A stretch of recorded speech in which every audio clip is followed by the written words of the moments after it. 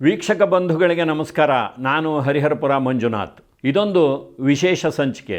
ಈ ಸಂಚಿಕೆಗೆ ನಿಮಗೆಲ್ಲರಿಗೂ ಸುಸ್ವಾಗತ.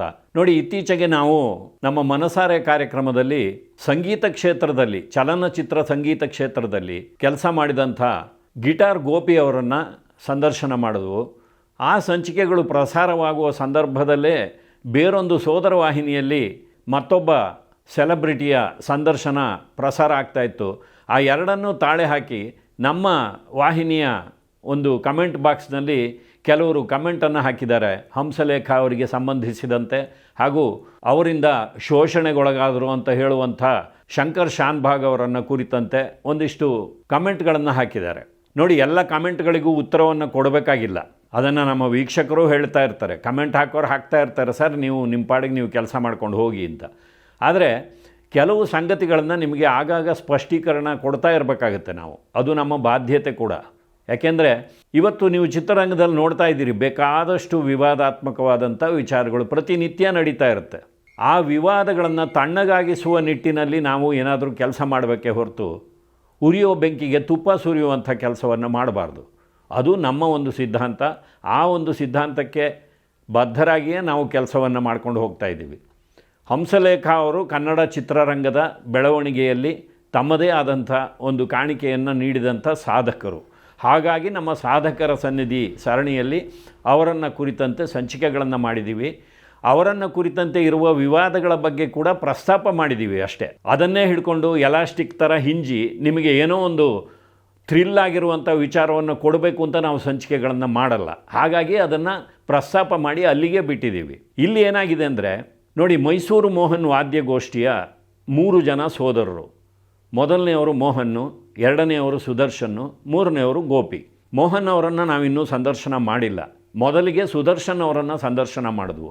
ಆದರೆ ಅವರ ನಂತರ ಸಂದರ್ಶನಕ್ಕೆ ಬಂದಂಥ ಗೋಪಿಯವರು, ಗಿಟಾರ್ ಗೋಪಿ ಅಂತಲೇ ಹೆಸರಾದವರು, 40 ವರ್ಷಗಳಿಂದ ಹಂಸಲೇಖ ಅವರ ಜೊತೆಯಲ್ಲಿ ಕೆಲಸ ಮಾಡ್ತಾ ಇರುವವರು. ಹಾಗಾಗಿ ಅವರ ಒಂದು ಅನುಭವ ವಾಣಿಯಲ್ಲಿ ಹಂಸಲೇಖ ಅವರ ಜೊತೆಗಿನ ಒಡನಾಟ, ಅಲ್ಲಿ ನಡೆದಂಥ ಸ್ವಾರಸ್ಯಕರ ಸಂಗತಿಗಳು, ಹಂಸಲೇಖ ಅವರು ಯಾವ ರೀತಿ ಕೆಲಸ ಮಾಡ್ತಾಯಿದ್ರು, ಯಾವ ರೀತಿಯಲ್ಲಿ ಕೊಡುಗೆಯನ್ನು ಕೊಟ್ಟಿದ್ದಾರೆ, ಇದರ ಕಡೆಗೆ ಗಮನ ಕೊಟ್ಟು ಅವರು ಸಂಚಿಕೆಗಳನ್ನು ಮಾಡಿದ್ದಾರೆ. ಆದರೆ ಕಾಕತಾಳೀಯವಾಗಿ ಅದೇ ಸಂದರ್ಭದಲ್ಲಿ ಬೇರೊಂದು ವಾಹಿನಿಯಲ್ಲಿ ಹಂಸಲೇಖ ಅವರು ನನಗೆ ಹಾಡಿಸಿ ಹಣ ಕೊಟ್ಟಿಲ್ಲ ಅಂತ ಹೇಳಿ ಮತ್ತೊಬ್ಬ ಹಿರಿಯ ಗಾಯಕರು ಶಂಕರ್ ಶಾನ್ಭಾಗ್ ಅವರು ಮಾತನಾಡಿದ್ದಾರೆ. ಅದು ಸಾಕಷ್ಟು ಸುದ್ದಿಯಾಗಿದೆ. ನಮ್ಮ ವಾಹಿನಿಯಲ್ಲಿ ಬಂದು ಹಂಸಲೇಖ ಅವರ ಯೋಗ್ಯತೆ ಏನು ಅಂತ ಶಂಕರ್ ಶಾನ್ಭಾಗ್ ಅವರು ಇನ್ನೊಂದು ವಾಹಿನಿಯಲ್ಲಿ ಹೇಳಿದ್ದಾರೆ, ಅದನ್ನು ನೋಡಿ ಅಂತ ಕೆಲವರು ನಮಗೆ ಸಲಹೆ ಕೊಟ್ಟಿದ್ದೀರಿ. ನೀವು ಗೋಪಿ ಅವ್ರ ಜೊತೆ ಕೂತ್ಕೊಂಡು ಅವರ ದೊಡ್ಡತನದ ಬಗ್ಗೆ ಮಾತಾಡ್ತಾ ಇದ್ದೀರಿ ಅಂತ.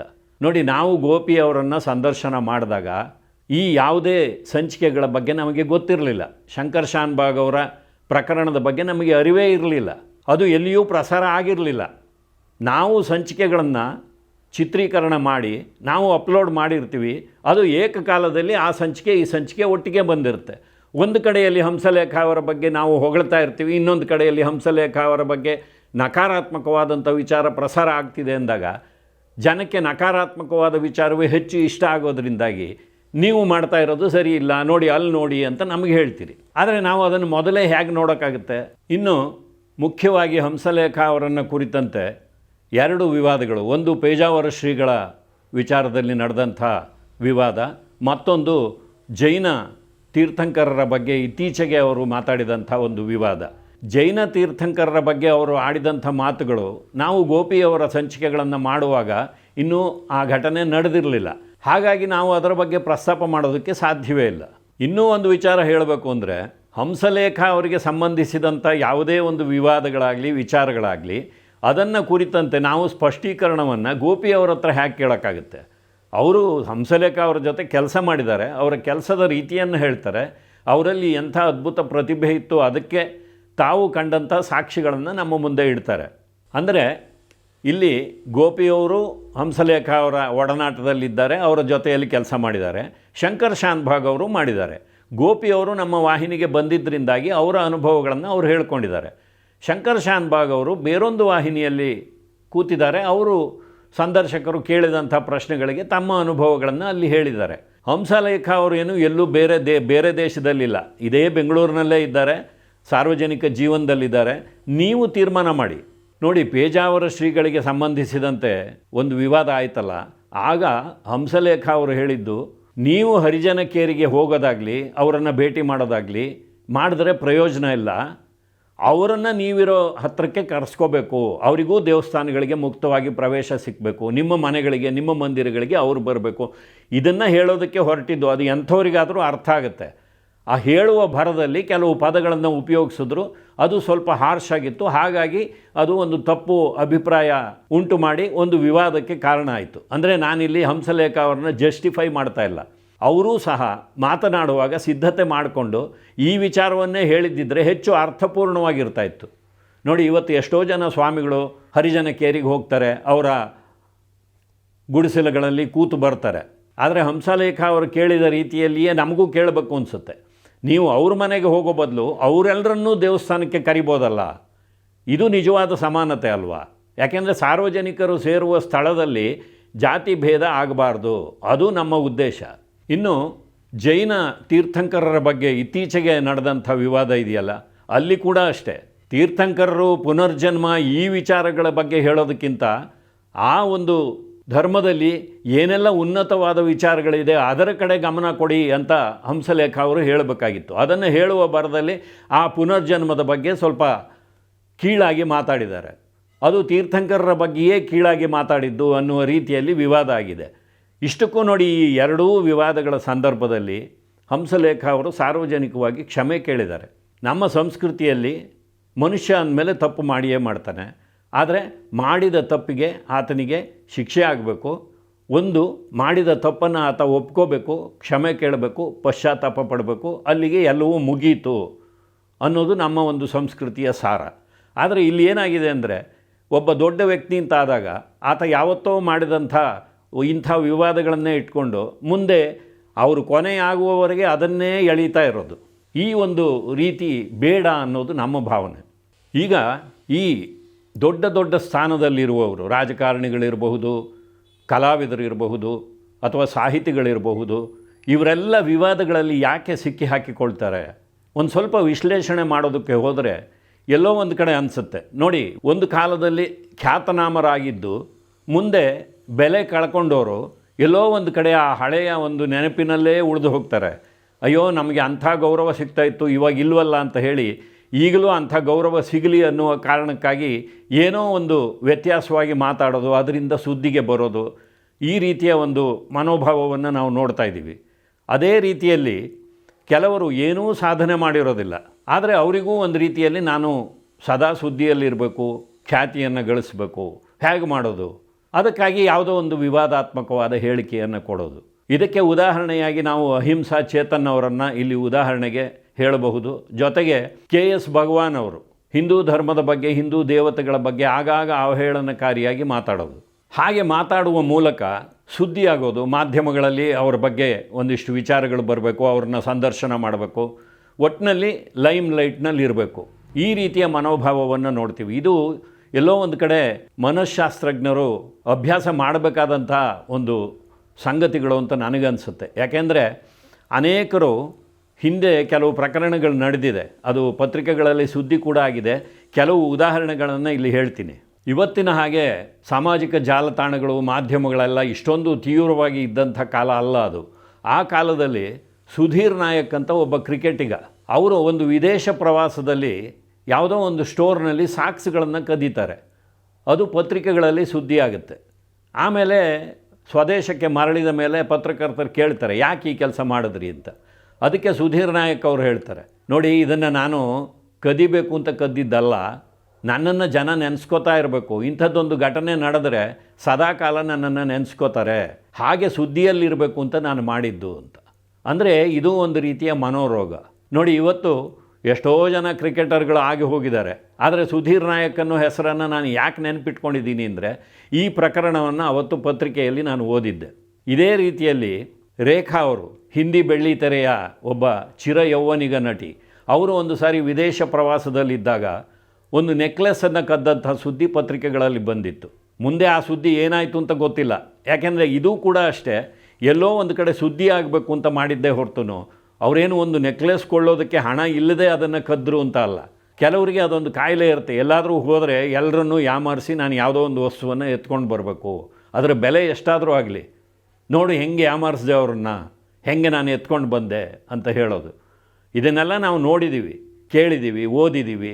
ಅದಕ್ಕೆ ನಾನು ಹೇಳಿದ್ದು ಇದು ಮನಃಶಾಸ್ತ್ರಜ್ಞರು ಒಂದು ರೀತಿಯಲ್ಲಿ ವಿಶ್ಲೇಷಣೆ ಮಾಡಬೇಕಾದಂಥ ಒಂದು ಸ್ವಭಾವ ಅಂತ ಅನಿಸುತ್ತೆ.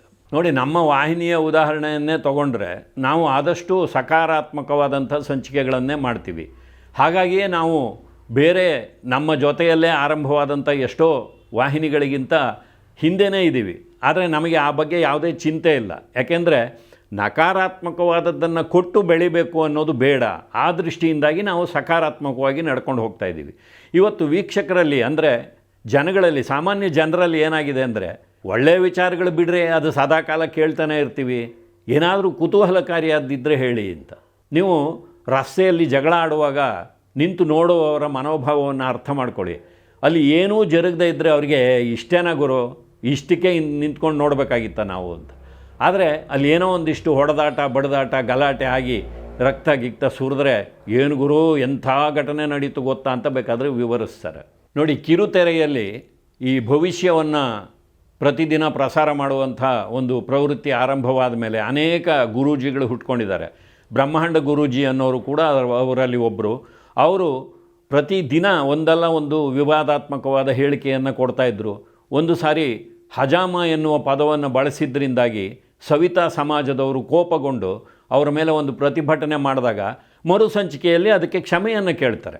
ಯಾಕೆ ಬೇಕು ಆ ಪದವನ್ನು, ಯಾಕೆ ಬಳಸಬೇಕು? ಎಲ್ಲರೂ ಒಂದು ಕಾಲದಲ್ಲಿ ನೋಡಿ ಜಾತಿ ಸೂಚಕವಾದಂಥ ಪದಗಳನ್ನು ಬಳಸಿ ಬೈಯೋದು ಇವೆಲ್ಲವೂ ಸಹಜವಾಗಿತ್ತು. ಅದು ತಿದ್ದುಕೋಬೇಕಾಗಿತ್ತು. ಮನುಷ್ಯ ದಿನೇ ದಿನೇ ನಾಗರಿಕನಾಗಬೇಕು. ನೋಡಿ, ನಿಮಗೊಂದು ಉದಾಹರಣೆ ಹೇಳ್ತೀನಿ.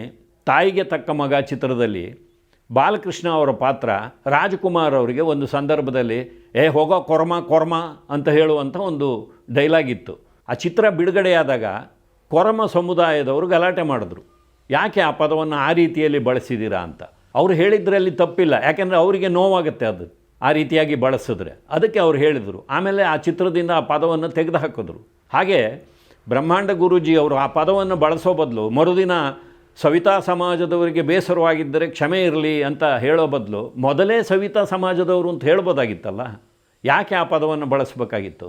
ಈ ಪ್ರವೃತ್ತಿಯನ್ನು ನಾವು ರಾಜಕಾರಣಿಗಳಲ್ಲಿ ಕೂಡ ನೋಡ್ತೀವಿ. ಬಹಳಷ್ಟು ವರ್ಷಗಳ ಹಿಂದೆ ಬಹುಶಃ ರಾಮಕೃಷ್ಣ ಹೆಗಡೆ ಅವರು ಮುಖ್ಯಮಂತ್ರಿಗಳಾಗಿದ್ದ ಕಾಲದಲ್ಲಿ ಅಂತ ಕಾಣುತ್ತೆ, ಬಸವಲಿಂಗಪ್ಪ ಅಂತ ಒಬ್ಬರು ಶಿಕ್ಷಣ ಮಂತ್ರಿಗಳಿದ್ದರು.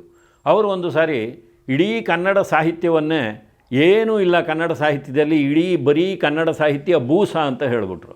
ಅದಕ್ಕೆ ಸಾಕಷ್ಟು ನಿಜವಾದ ಕನ್ನಡಿಗರು ಪ್ರತಿಭಟನೆಯನ್ನು ಕೂಡ ಸೂಚಿಸಿದ್ರು. ಸಾಕಷ್ಟು ಅದಕ್ಕೆ ವಿರೋಧ ಕೂಡ ವ್ಯಕ್ತವಾಯಿತು. ಆದರೆ ಇವತ್ತಿಗೂ ನಾವು ಅವರನ್ನು ಬೂಸಾ ಬಸವಲಿಂಗಪ್ಪ ಅಂತಲೇ ಗುರುತಿಸ್ತೀವಿ. ಅಂದರೆ ಇತಿಹಾಸದಲ್ಲಿ ನನ್ನ ಹೆಸರು ಉಳಿಬೇಕು ಅಂತ ಹೇಳಿ ಆ ಮಾತನಾಡಿದ್ರ ಅಥವಾ ಕನ್ನಡ ಸಾಹಿತ್ಯದ ಬಗ್ಗೆ ಅರಿವಿಲ್ಲದೆ ಮಾತಾಡಿದ್ರೆ ಗೊತ್ತಿಲ್ಲ. ಯಾಕೆಂದರೆ ಕನ್ನಡ ಸಾಹಿತ್ಯ ಎಷ್ಟು ಶ್ರೀಮಂತವಾದದ್ದು ಅನ್ನೋದಕ್ಕೆ 8 ಜ್ಞಾನಪೀಠ ಪ್ರಶಸ್ತಿಗಳು ನಮ್ಮ ಪಾಲಿಗೆ ಬಂದಿವೆ. ಯಾವುದೇ ಪ್ರಾದೇಶಿಕ ಭಾಷೆಗೆ ಅಷ್ಟು ಸಂಖ್ಯೆಯ ಜ್ಞಾನಪೀಠ ಪ್ರಶಸ್ತಿಗಳು ಬಂದಿಲ್ಲ. ಕೊನೆಯದಾಗಿ ಈ ಸಂಚಿಕೆಯನ್ನು ನಾವು ಮಾಡಿದ ಉದ್ದೇಶ ಏನಪ್ಪ ಅಂದರೆ, ಯಾವುದೇ ಉನ್ನತ ಸ್ಥಾನದಲ್ಲಿರುವವರು ಮಾತನಾಡುವಾಗ ಎಚ್ಚರದಿಂದ ಮಾತನಾಡಬೇಕು. ತಾವು ಏನನ್ನು ಹೇಳಬೇಕು ಅಂತ ಇದ್ದಾರೋ ಅದನ್ನು ಮೊದಲೇ ಸ್ವಲ್ಪ ಅಭ್ಯಾಸ ಮಾಡ್ಕೊಂಡು ಬಂದು ಕ್ಯಾಮ್ರಾ ಮುಂದೆ ಹೇಳಿದ್ರೆ ಈ ರೀತಿಯ ಗೊಂದಲಗಳಾಗಲ್ಲ. ಹಂಸಲೇಖ ಅವರು ಕ್ಯಾಮ್ರಾ ಇತ್ತು, ಲೈಟ್ಸ್ ಇತ್ತು, ಏನೋ ಗೊಂದಲ ಆಗೋಯ್ತು, ನಾನು ಮಾತಾಡ್ಬಿಟ್ಟೆ ಅಂತ ಹೇಳಿ ಆಮೇಲೆ ಕ್ಷಮೆ ಕೇಳಿದ್ರಲ್ಲ, ಆ ರೀತಿಯ ಪರಿಸ್ಥಿತಿ ಬರಲ್ಲ.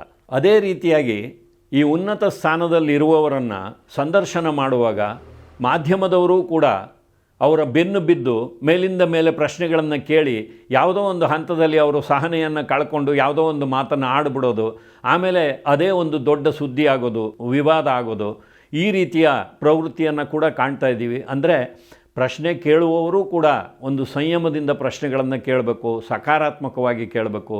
ಅದೇ ರೀತಿಯಲ್ಲಿ ಉನ್ನತ ಸ್ಥಾನದಲ್ಲಿ ಇರುವವರು ಸಹ ಮಾತನಾಡುವಾಗ ಸಿದ್ಧತೆಯೊಂದಿಗೆ ಬಂದು ಯಾರಿಗೂ ನೋವಾಗದ ರೀತಿಯಲ್ಲಿ ಮಾತಾಡಬೇಕು. ಇದನ್ನು ಎಲ್ಲರೂ ರೂಢಿಸ್ಕೊಂಡ್ರೆ ಈ ರೀತಿಯ ಸಂಚಿಕೆಗಳನ್ನು ಮಾಡುವಂಥ ಅಗತ್ಯವೇ ಬೀಳೋದಿಲ್ಲ ಅಂತ ಹೇಳಿ ಮತ್ತೆ ಮುಂದಿನ ಸಂಚಿಕೆಯಲ್ಲಿ ಭೇಟಿ ಮಾಡ್ತೀನಿ. ನಮಸ್ಕಾರ.